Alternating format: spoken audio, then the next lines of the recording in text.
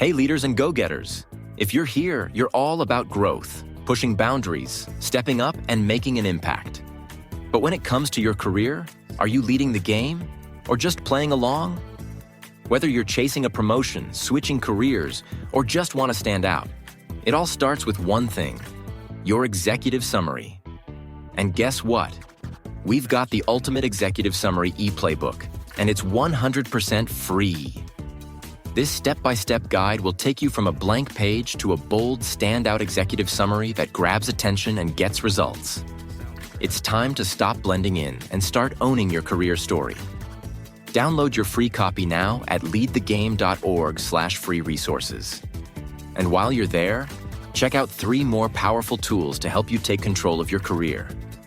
Don't let your resume ride the bench. Get in the game. Head to leadthegame.org/free resources and grab your free e-playbook today. Now back to the show.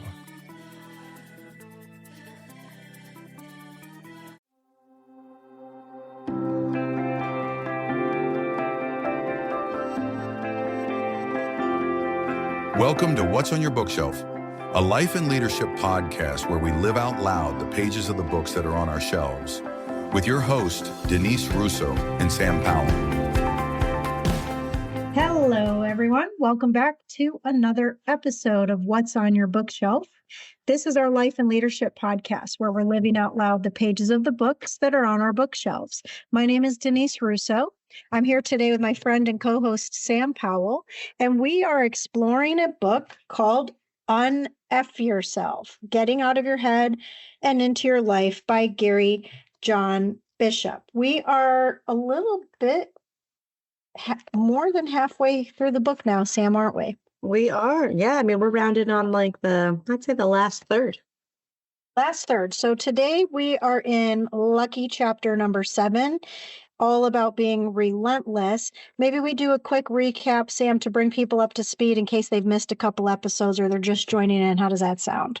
Sure. Sounds good. Yeah. So this book, like you said, is all about getting out of your head and into your life. And the way that he tells us to do that is to sort of have these like little mantras that shift your thinking and shift your actions, that sort of follow along with that. So we've explored a few different mantras so far, right? I am willing, I'm wired to win, I got this, I embrace uncertainty, I am not my thoughts, I am what I do. And now we are sitting on, I am relentless. And I think that this one follows nicely, right? It's almost like he designed the book on purpose. It follows really nicely to the last one because it's, I'm not my thoughts, I am what I do, right? It was encouraging us to get into action, right? We might have thoughts, we might have feelings, but we've got to get into action. And then once we're in action, we have to be relentless about it. This is that relentless pursuit of the goals and the dreams that we have. And I think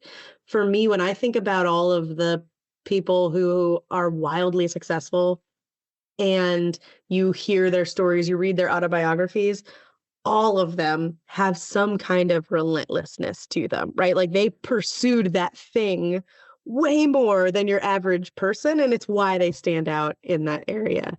And so to me, I think like from the beginning, this mantra sort of resonated with me.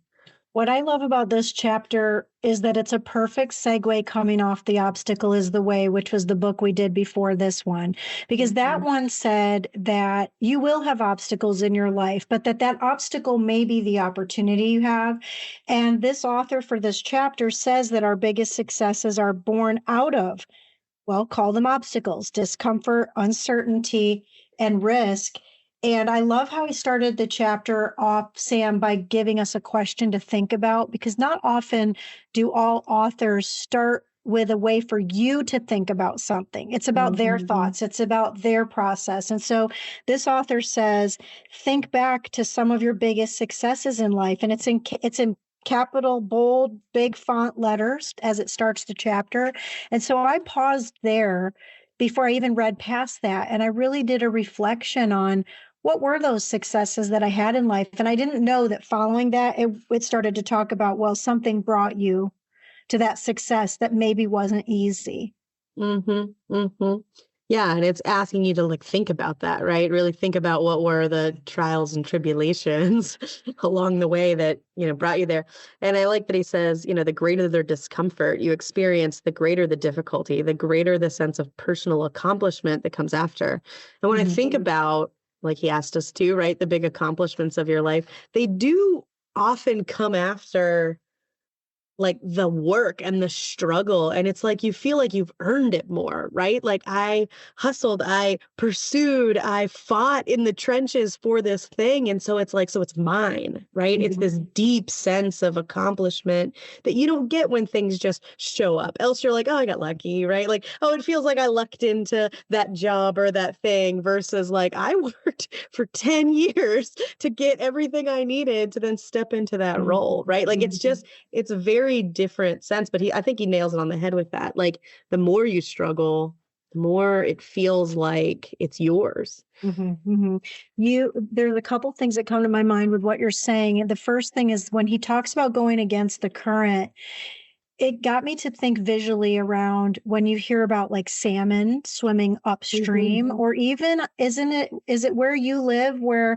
the different rivers meet together and there's some confluence of water, and that there has to be a push towards where that goes to then release. Yeah, definitely. We'll see that. Yeah, I live in Pittsburgh, and so we have 3 rivers. We have 2 rivers that come in. The start of the Ohio rivers at the point in Pittsburgh, and you'll see it, especially in the winter when there's all the runoff from the hills and the valleys and the mountains and all that kind of stuff, and it goes in. And so like one of the rivers will have a lot of runoff, and so it'll be like a murky brown, and then the other maybe doesn't have as much, and so it'll be much clearer.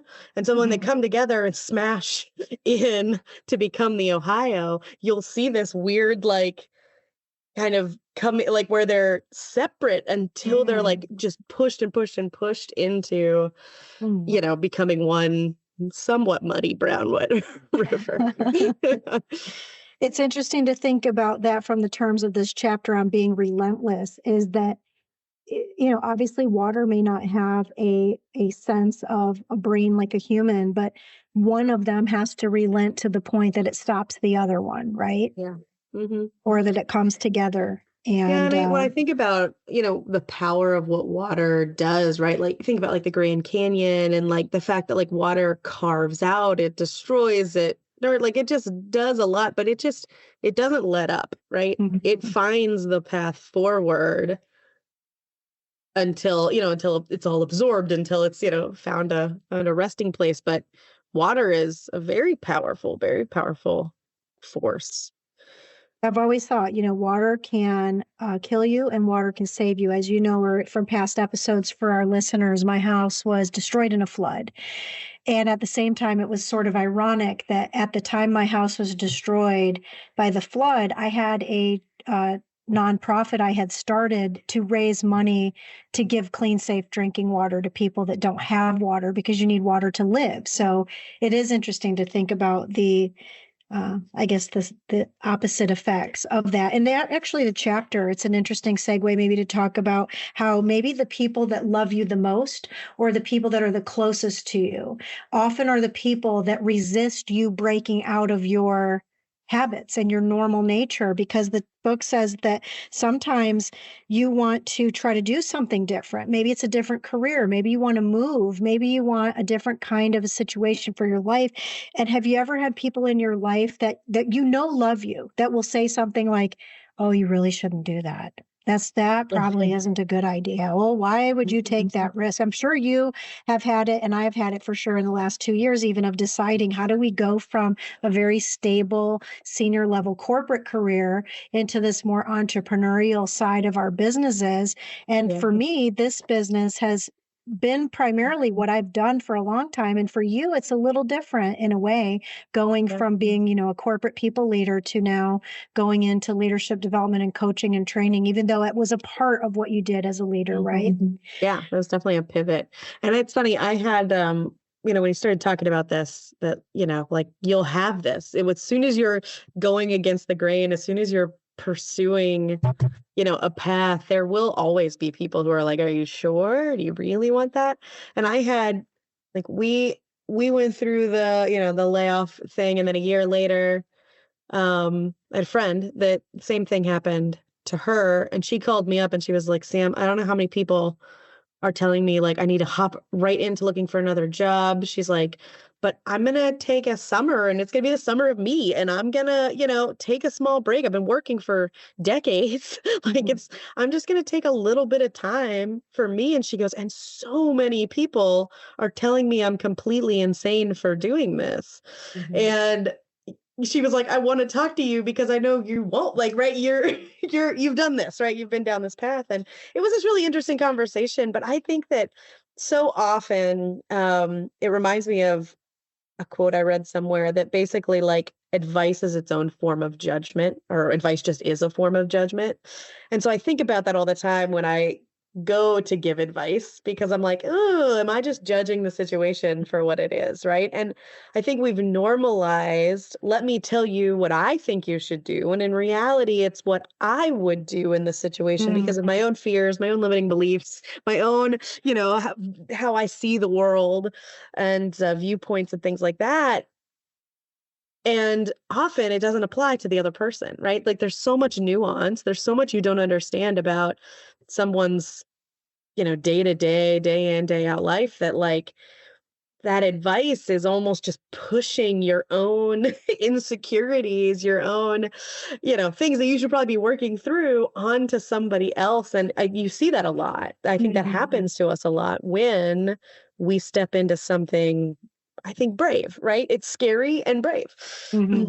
That's good. That's so good.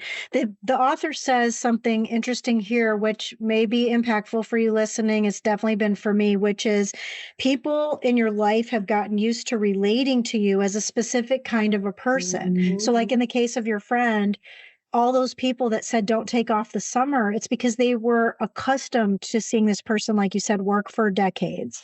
Right. But then it says here that you have to break out of that mold, because resistance doesn't just come from other people. It comes from your mind too. Remember, the name of the book is not UnF Them, it's UnF Yourself.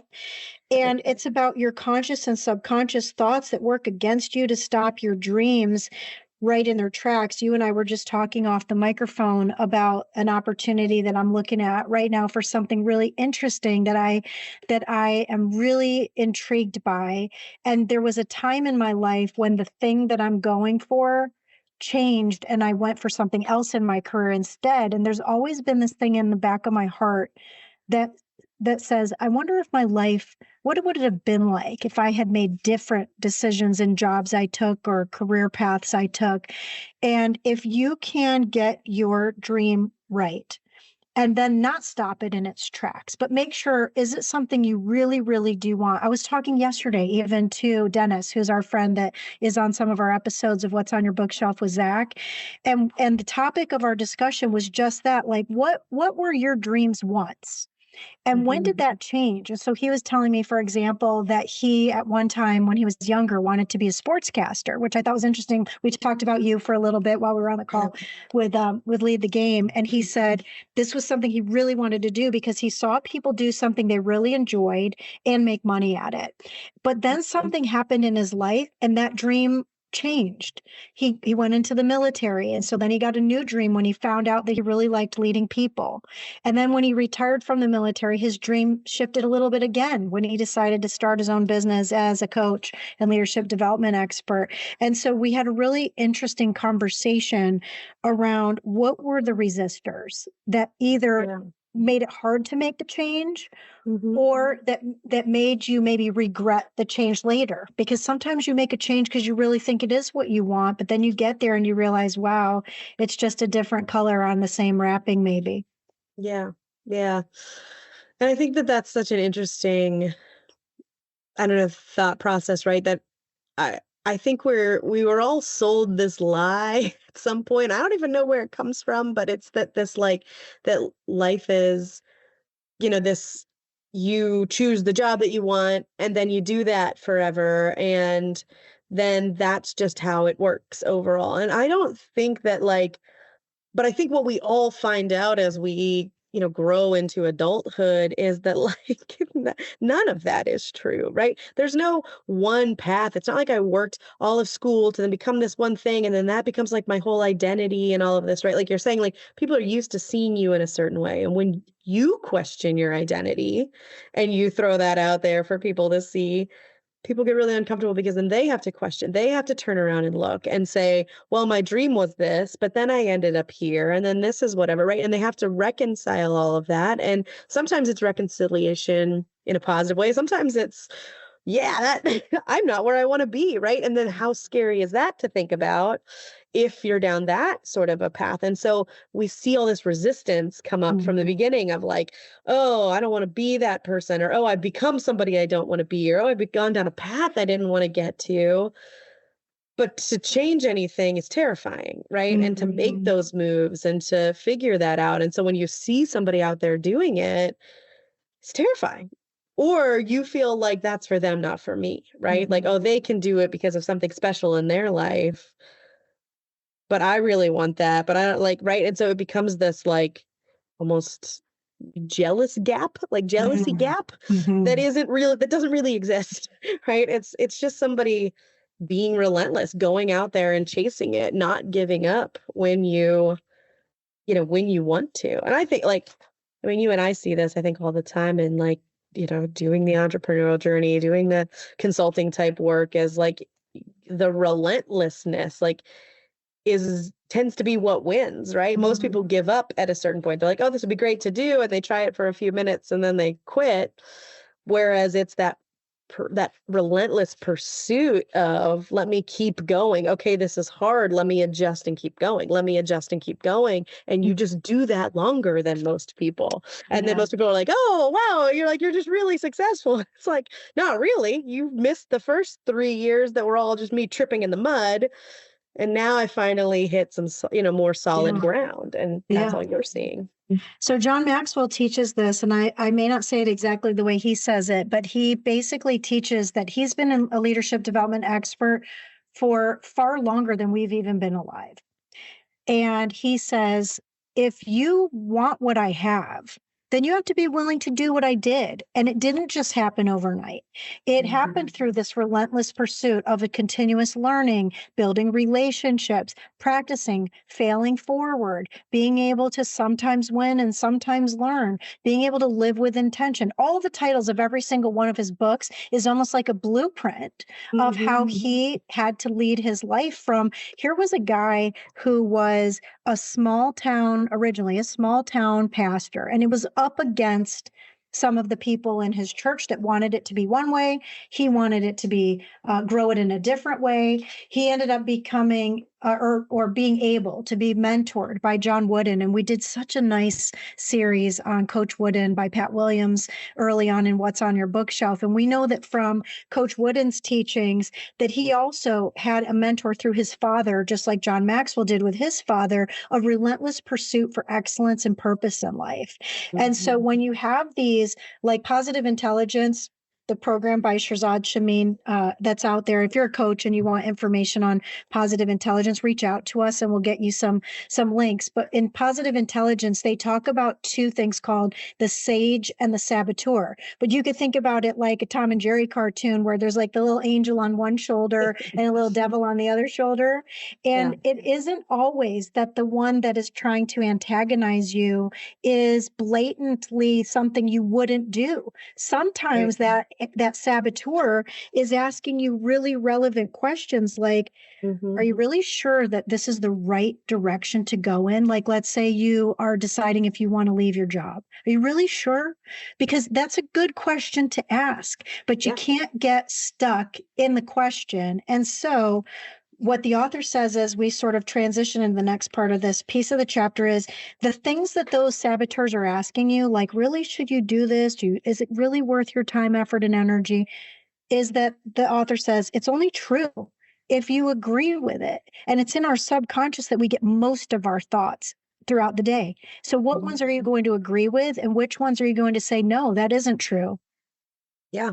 Yeah.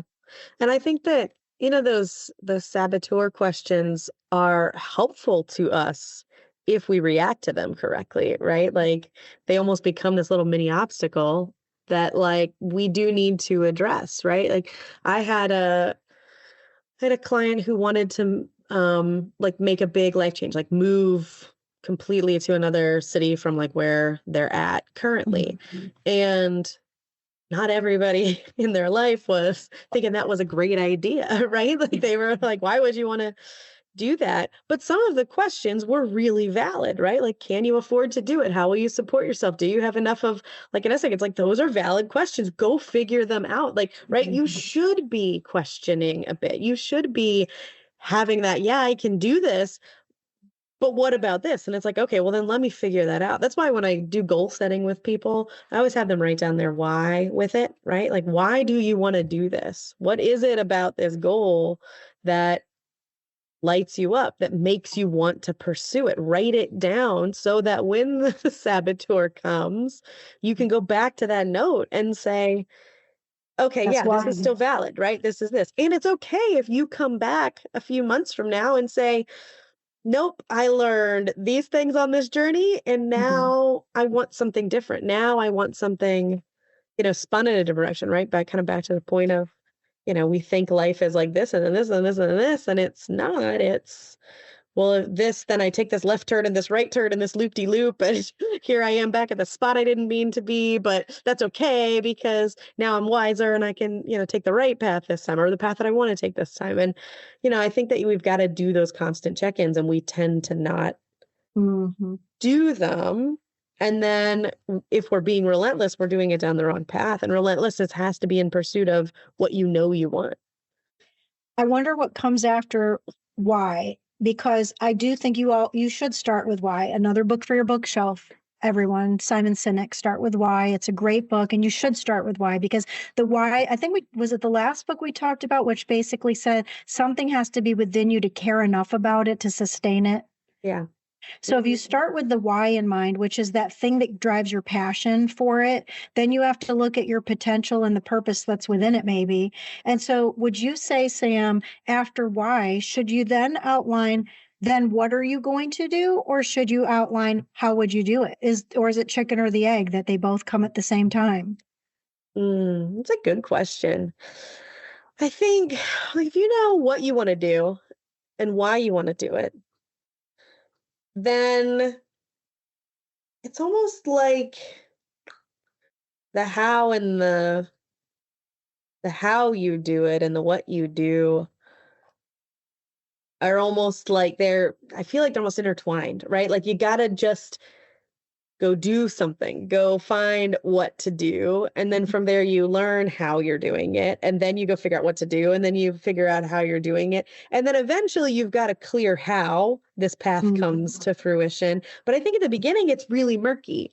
And so it's just figure out what to do and go do it. And when you feel like, oh, it's muddy again, oh, I'm not sure if I can do this, oh, that saboteur is talking to me on my shoulder, go figure out what to do, right? Just a thing to do. So maybe what is first, but what is like holding hands with how, I think. The author says it like this: sometimes you just have to grind it out, stake your claim, and hustle for what you want. So he doesn't say how you do that. He just says you have to just go for it. You just have to do it. You have to take action. You have to take that step. I think we've heard this in every book we've done so far, whether it's Obstacles the Way, Atomic Habits. It's taking the first step outside of your dream into action. And so the author basically says your goals are possible, but don't be fooled by the self-help BS. And he spells these words out. So for interest of the young listeners, don't be fooled by self-help BS that tells you you deserve something, because you don't. No one does.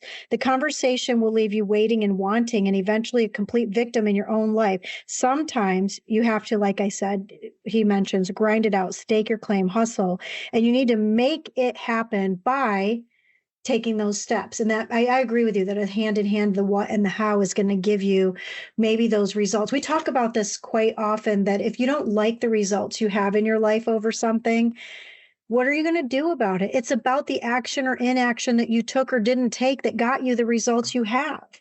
Right. But if you stop there, you miss the point of this book, because the actions were driven by your thinking and your emotions. I've been doing this certification lately, Sam, and I can't wait to tell people more about it as we get deeper into the conversations with it. But Agile Brain is a program where people can dive into their subconscious emotions that drive their thinking. And those thinkings are what drives our actions and the behaviors behind the actions and then the results. If you're listening to this episode and you may be interested in learning more about how your emotions drive your actions and your results, then we are able to offer you a really great discovery call about Agile Brain. And so I want to encourage you to reach out to us. Zach has in the show notes ways that you can do that. I know we're almost out of time for today, but I didn't want to neglect mentioning that, Sam, because it could be something that helps people to understand that that dream they have is possible, but they have to make sure it isn't just a dream. And it's something they're really willing to be relentless to go after and put into their practice of their life. Yeah. And I think anything you can do to uncover the things that are holding you back. Like I recently had a big breakthrough in something I didn't realize was holding me back from reading a book, from reading like a random, like happily ever after romance novel. But one of the characters was dealing with something in their life. And as I read this character, I was like, oh my gosh, this is like, right. This is part of like something I deal with, and unlocking that has helped me realize, oh, there's a whole area in my life I need to go work on. And now I'm working on it. And like, it'll change my life by just unlocking that like subconsciousness so that when I'm in action, it's something that is just more aligned, more attuned, has less blockers to it. Because yes, you can be relentless, and you have to be relentless. If you want something, you have to go after it and go after it and go after it and go after it, and then go after it some more. And then when you want to quit, you have to go after it again. And then when 99% of people quit, you have to go after it still.